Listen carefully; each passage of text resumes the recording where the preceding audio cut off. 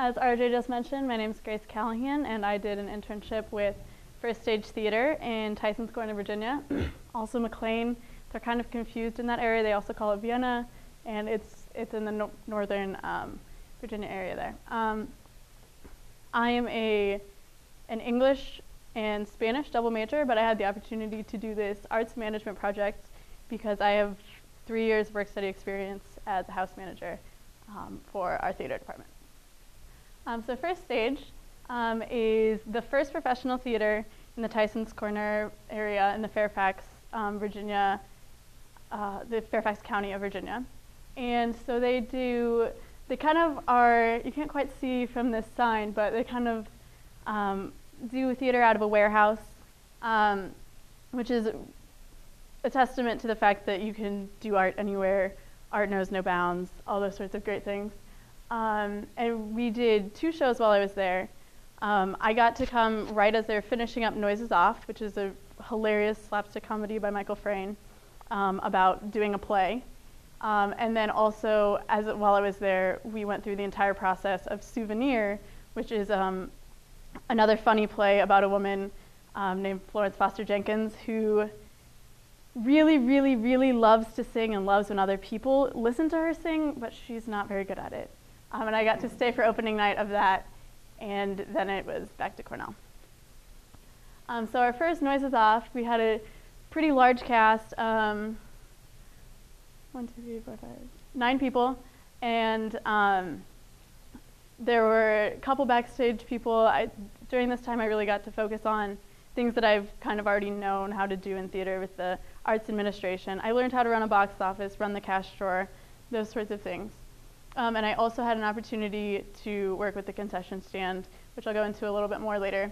But Noises Off sold out the last 3 weekends. We did a phenomenal job getting the word out, partly with the help of the really great reviews, where people really enjoyed coming to see the show. They would write a review and more people would come. It was about a 100-seat house, so all the seats would be full and people would be knocking at the door asking if we had more seats, and we hated to turn them away, but we had to, which is good for business.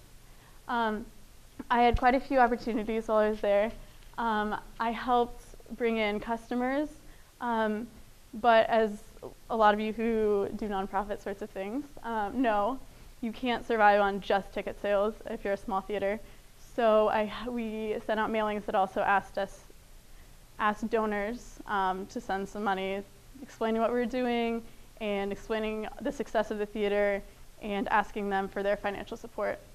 I also got to work with 2 different sets of talented professionals, because one of the really great things about the theatrical world is that you're always looking for a job.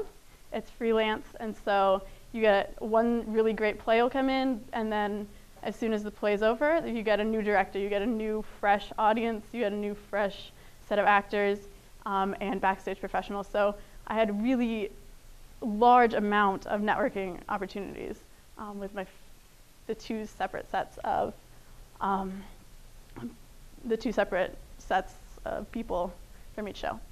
And then from those 2 people, I had opportunities to job shadow with various professionals. Once at Anacostia Playhouse, which is in DC. It's actually was doing the gin game, and I got to assistant stage manage one night there. And then at Adventure Theater, where I got an opportunity to job shadow the house manager, and that's in Glen Echo, Maryland. So the concession stand was kind of my personal project. One of my proud things that I love to tell people is that I've been working at Burger King since I was 14. And so I had kind of a lot of previous experience working with cash and getting food to customers really quickly. And so when I saw that our concession stand was kind of, it was kind of free will donation, which it still ended up being free will donation, but people would kind of be like, I don't want to just leave a 20, I don't want to just, and they'd kind of be hesitant. So I kind of, I asked my site sponsor, Mark, if I could stand back behind the counter, refill the drinks, refill the nuts and the raisins and the cookies. And it gave me another chance to ask the patrons how they were enjoying the show, all those sorts of things. And then since they were feeling more comfortable with me, since they're feeling less like they were timid about making change, I would make change for them. We generated extra revenue, which ended up doubling the amount that the concession stand was making. So it made me feel really good about myself, and also it was very helpful to them. I also had a great chance to go to a lot of different theaters within the DC area. People typically think of as theater hubs, they think of New York and they think of Chicago. But there's a lot of great stuff happening in the DC area, Maryland, DC proper, and then Northern Virginia. So this is a picture of Ford's Theater. I got to sit there. I got to see the box where Lincoln was shot. It's kind of scary while you're in it. But I got to go to the Kennedy Center. I got to go see the gin game at Anacostia Playhouse. And like I mentioned before, there's all sorts of different venues. So the Kennedy Center is huge, and I went to see a musical. I went to go see this, and I was in the nosebleeds, and it was beautiful, and you get to see how many people just love coming to see this art and all of these sorts of things. And it's really a big, beautiful spectacle in that way. And then you go to the gin game at the Anacostia Playhouse, which is a black box theater, seats 70 people, and it's a 2-person show, and it's really intimate, and you can see every card that they're playing. You can see, so they had to actually make sure that they were playing gin the way that, so it was, the very different degrees of art, and all of the different places and venues. It was really just interesting to see and get to be a part of. So this was right after Noise is Off. We did strike the next day. We tore it down. And so I got to do a lot with my house management. And what I hadn't really expected, I had not expected to be so interested in the administrative side of theater. I've been involved with theater since I was 10 years old. I've been acting, I've been doing different things, and I really liked house managing, but I thought it was more of my customer service background.